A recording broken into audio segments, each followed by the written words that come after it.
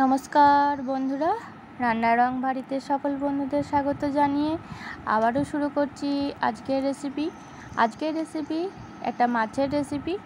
তো চলুন বন্ধুরা, আজকে বানাবো মুড়ি ঘন্ট।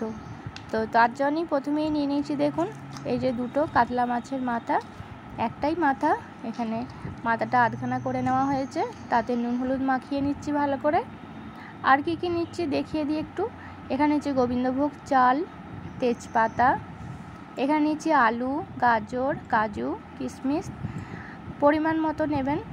আর এখানে টমেটো, পেঁয়াজ, আদা বাটা, কাঁচা লঙ্কা, এখানে নিয়েছি জিরে, এলাচ, দারচিনি, লবঙ্গ আর পরিমাণ মতো চিনি। তো প্রথমেই কড়াই চাপিয়ে দিয়েছি গ্যাসে। কড়াইটা গরম হয়ে গেলে দিয়ে দিলাম সাদা তেল। সাদা তেলটা গরম হয়ে গেলে প্রথমে আমি চালটা ভেজে নেব। গোবিন্দভোগ চাল নিয়েছি আমি এখানে 250 গ্রাম মতো চালটা নিয়েছি। আর পেঁয়াজ, টমেটো, আলু একটা করে নিয়েছি। আপনারা পরিমাণ মতো নেবেন আর নিজেদের সুবিধা মতো নেবেন উপকরণগুলো। তো প্রথমেই চালটা ভেজে তুলে নিয়েছি, তারপরে ওই কড়াইয়ে সর্ষের তেল দিয়েছি। সর্ষের তেল দিয়ে মাছগুলো ভেজে নিচ্ছি। আর চালটা ভাজার সময় কিন্তু আমি সাদা তেল দিয়েছি। তো চালটা ভেজে তুলে নিয়ে রেখে দিয়েছিলাম। এবার মাছগুলো ভালো করে ভেজে নিয়ে আবার ওই রেখে দিলাম। এবার ওই তেলেতেই দিয়ে দিচ্ছি আলুগুলো। আলুটা এভাবেই কেটেছি ছোটো ছোটো করে, একটু পোস্তর থেকে একটু বড়।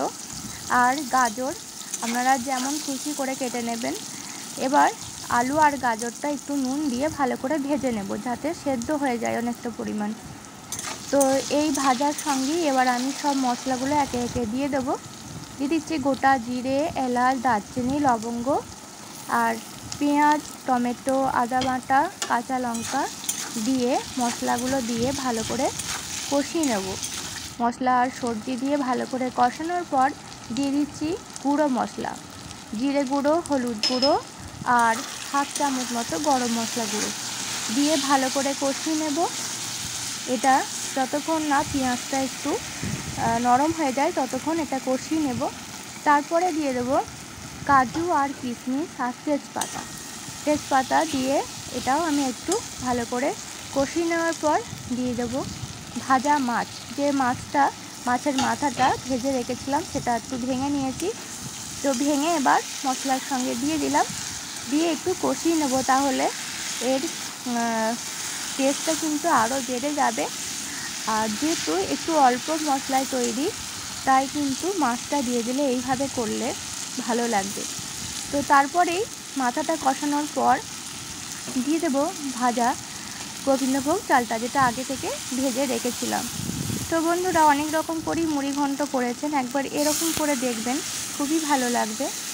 তো তারপরে চালটাও কষিয়ে নেওয়ার পর আমি দিয়ে দিলাম জলটা পরিমাণ হচ্ছে চালের ডবল। তো চাল আর সবজি যেহেতু আছে তাই আরেকটু পরিমাণ দিতে হবে। এবার আমি দিয়ে দিলাম পরিমাণ মতো চিনিটা। তো দেওয়ার পর এবার ঢাকা দিয়ে দিচ্ছি আর গ্যাসের আঁচটা একেবারে কমিয়ে দিয়ে 15 মিনিট মতো ঢাকা দিয়ে রেখে দেব। 15 মিনিট পর আবার ফিরে এসে দেখাচ্ছি আপনাদের। তো দেখতেই পাচ্ছেন চালের জলটা পুরো শোক হয়ে গেছে। এবার একটু নেড়ে চেড়ে নেব।